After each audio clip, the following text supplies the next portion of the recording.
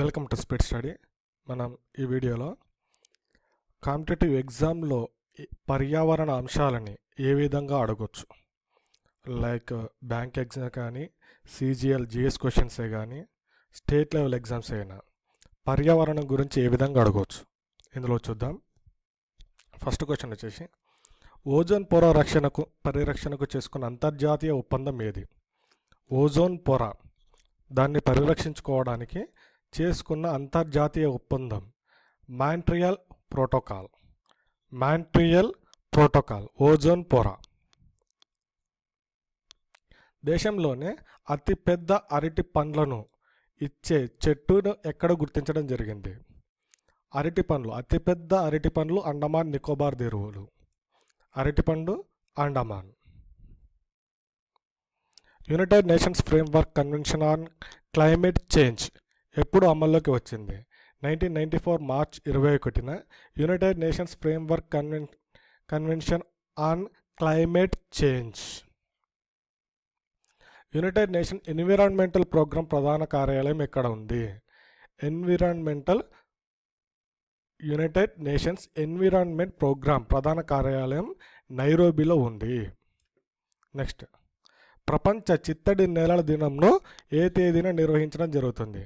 ఫిబ్రవరి 2. చిత్తడి నేలలు 22. చిత్తడి నేలలు 22 ఫిబ్రవరి 2. ఐచి లక్ష్యాలు దేనికి సంబంధించినవి? జీవ వైవిధ్య సంరక్షణ. ఐచి లక్ష్యాలను జీవ వైవిధ్య సంరక్షణకు సంబంధించిన అంశాలు. Reducing emissions from deforestation and forest degradation REDD కార్యక్రమాన్ని మొదట ఎప్పుడు ప్రారంభించారు? 2005లో. క్యోటో ప్రోటోకాల్ మొదటిసారి ఎప్పుడు అమల్లోకి వచ్చింది? 2005 ఫిబ్రవరి 16న. జన్యు మార్పిడి జీవులు వాటి ఉత్పత్తుల వినియోగం ద్వారా మానవుడికి ఇతర జీవులకు ఏమాత్రం హాని కలగకూడదు అనే లక్ష్యంతో చేసుకున్న అంతర్జాతీయ ఒప్పందం పేరేమిటి? కార్టజినా ప్రోటోకాల్. జన్యు మార్పిడి జీవులు వాటి ఉత్పత్తుల వినియోగం ద్వారా మానవుడికి ఇతర జీవులకు ఏమాత్రం హాని కలగకూడదు అనే లక్ష్యంతో చేసుకున్న అంతర్జాతీయ ఒప్పందం కార్టజినా ప్రోటోకాల్. భారత్లో పర్యావరణ పరిరక్షణ చట్టం ఎప్పుడు అమల్లోకి వచ్చింది? 1986లో పర్యావరణ పరిరక్షణ చట్టం అమల్లోకి రావడం జరిగింది. వన్యమృగాల సహజ ఆవాసాల పరిరక్షణకు కృషి చేసే బిషోన్నాయ్ తెగ ఏ రాష్ట్రంలో ఉంది? రాజస్థాన్. DDT దుష్ప్రభావాలను వివరిస్తూ సైలెంట్ స్ప్రింగ్ గ్రంథాన్ని రాసింది ఎవరు? Rachel Carson. Silent spring.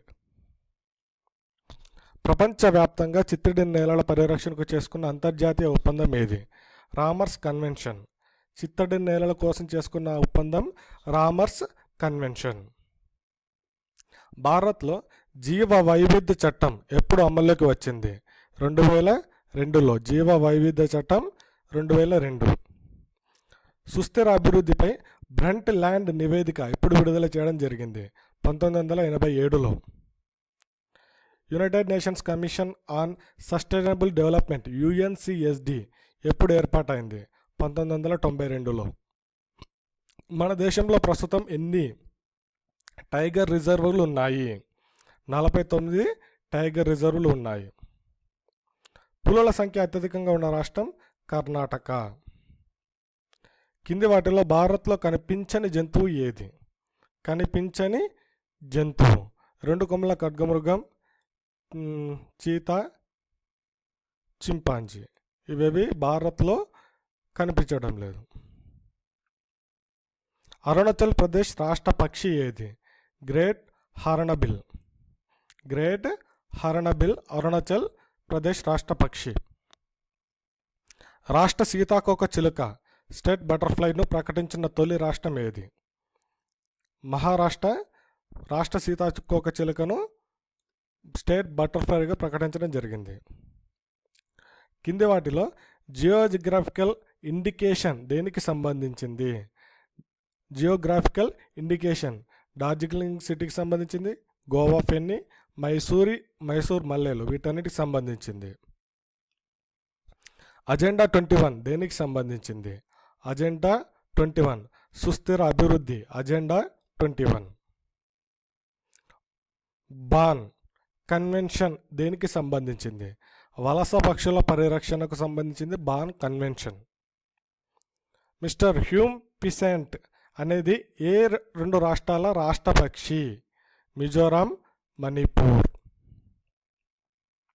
ఏ దేశంలో ప్రత్యేకంగా మావోరి తెగ కనిపిస్తుంది? న్యూజిలాండ్లో.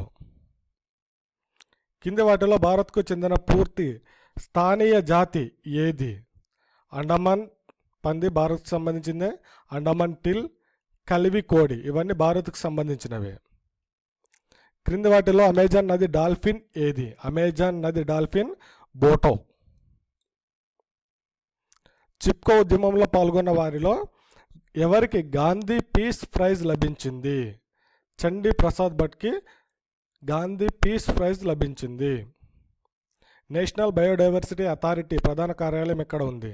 చెన్నై. National biodiversity Chennai.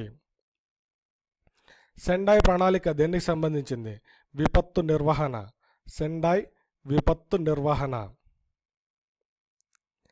స్వాదు జలవరణ వ్యవస్థల అధ్యయనాన్ని ఏమంటారు? స్వాదు జలవరణ వ్యవస్థల అధ్యయనాన్ని లిమ్నాలజీ అంటాం. కింది వాటిలో జాతి వైవిధ్యతను సూచించేది ఏది? ఆల్ఫా వైవిధ్యం. జాతి వైవిధ్యం ఆల్ఫా వైవిధ్యం. సముద్ర అడుగు భాగంలో ఉండే జీవరాశిని ఏమంటారు? బెంతాస్. మపుటా ల్యాండ్, పోండో ల్యాండ్, అల్బనీ జీవ వైవిధ్య హాట్స్పాట్ ఎక్కడ ఉంది? ఆఫ్రికా. జీవ వైవిధ్య హాట్స్పాట్ భావనను తొలిసారిగా ప్రతిపాదించింది నార్మన్ మేయర్స్. జీవ వైవిధ్య హాట్స్పాట్ నార్మన్ మేయర్స్. ప్రపంచంలోనే అత్యంత ఎత్తైన జీవ వైవిధ్య హాట్స్పాట్లు ఏది? హిమాలయాలు. ప్రపంచంలోనే అత్యంత ఎత్తైన జీవ వైవిధ్య hotspot Himalaya. Hotspot revisited hotspots revisited గ్రంథ రచయిత Russell's Mitter Miyar. Hotspots revisited.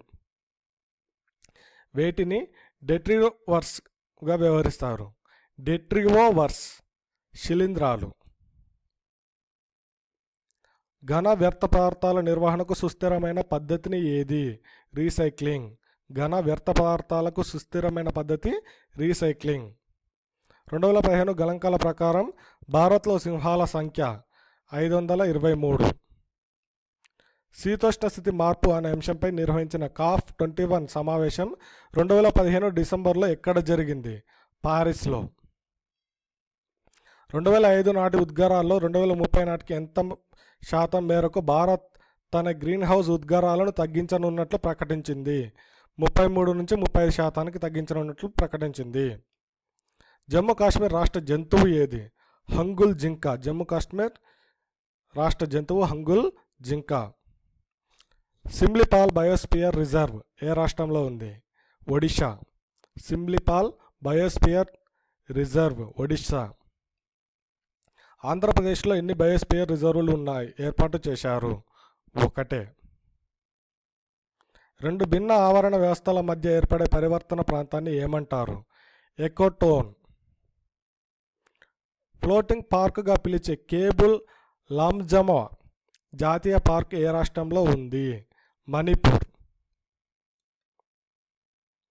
భారత్లోని ఎన్ని బయోస్పియర్ రిజర్వాయర్లను యునెస్కో తన వరల్డ్ నెట్వర్క్ ఆఫ్ బయోస్పియర్ రిజర్వాయర్లు గుర్తించింది?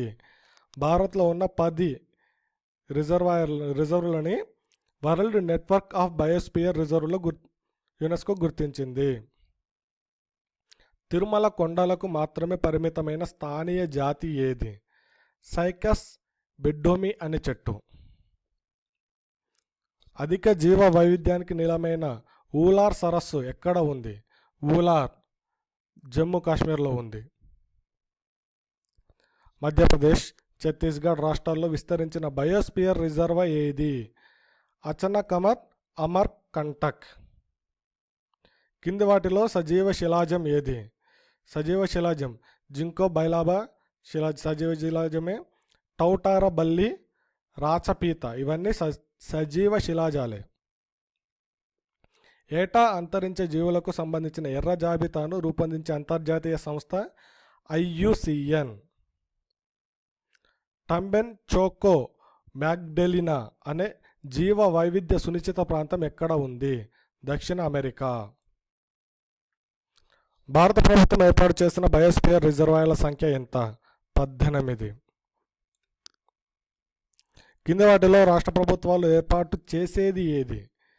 కన్జర్వేషన్ రిజర్వ్, ఎందుకంటే రాష్ట్రాలు జాతీయ పార్కు, అభయారణ్యాలు, బయోస్పియర్ కేంద్రాల పని.